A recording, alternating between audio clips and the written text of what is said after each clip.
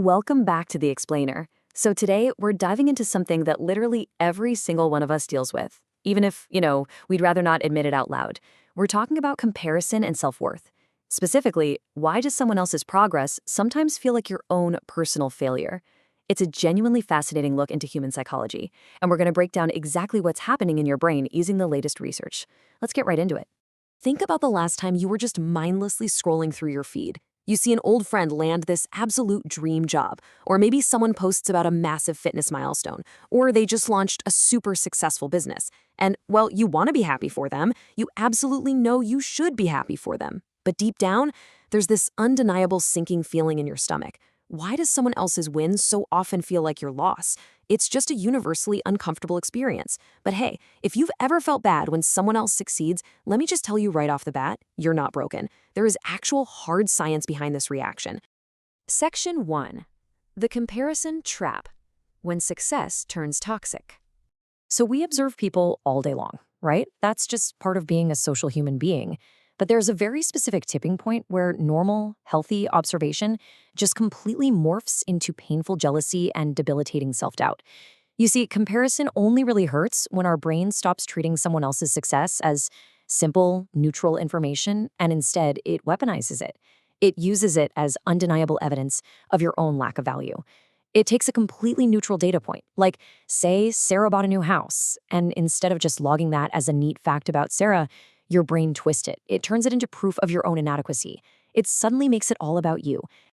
Section 2. Our ancient brains, the biological glitch.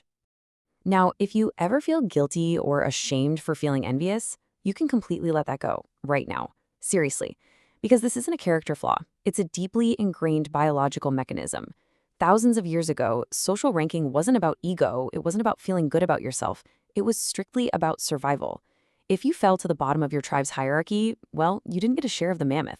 Or worse, you were literally left behind as predator bait. Because of that, your brain is hardwired to constantly monitor three specific ancient survival signals: status, belonging, and momentum. Your ancestors only survived because they were absolutely obsessed with where they stood in the pack. And your brain today? It's just running that exact same ancient survival software. But here's where the biological glitch really kicks in. Digital life massively magnifies this ancient instinct because it exposes you strictly to polished outcomes. We've got these ancient brains constantly scanning the horizon for status and momentum, but now they've been completely hijacked by modern technology. We aren't just looking at the 50 people in our local physical village anymore. No way.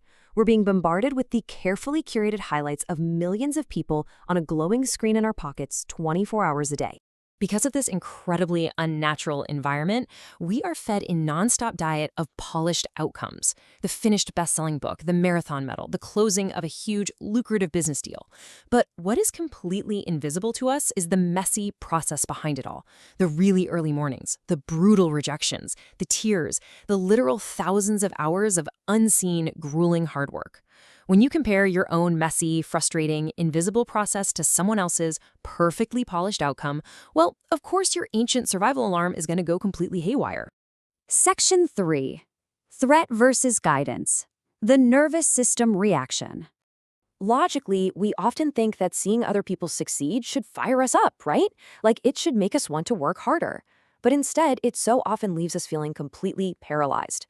And this is all due to something called upward comparison, which is when we compare ourselves to someone we perceive to be doing better than us. According to the research, this upward comparison is read by your nervous system as a literal threat, not as guidance, and that causes a complete collapse in motivation. Your nervous system is genuinely misinterpreting another person's momentum as a physical danger to your own survival. That is exactly why another person's win can utterly crush your motivation instead of inspiring it. Your body honestly thinks it's losing a life or death race, so it just shuts down to conserve energy. Crazy, right? Section 4. Changing the meaning. The cognitive reframe. Obviously, we can't comfortably live like this. But the goal isn't to just pretend comparison never happens. I mean, you can't just magically turn off an ancient biological survival drive. Instead, the real solution relies on actively changing the meaning of the signals we're seeing in our daily lives. So remember this phrase: progress is not an accusation. Just let that sink in for a second. Think about the immense emotional relief embedded in that statement.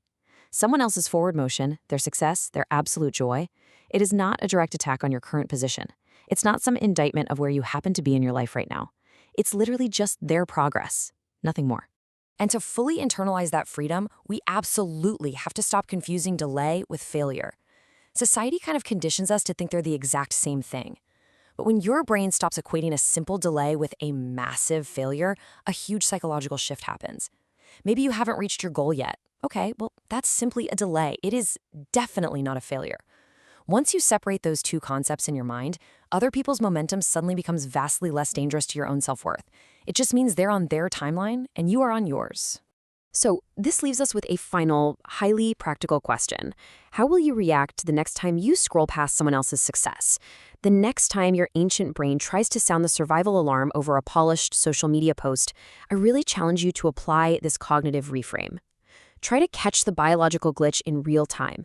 Remind your nervous system that you are totally safe, that their progress is absolutely not an accusation against you. Actively choose to see their success simply as information, not as evidence of your value.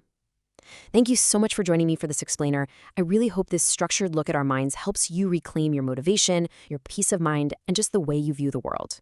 Keep learning, and I'll see you next time.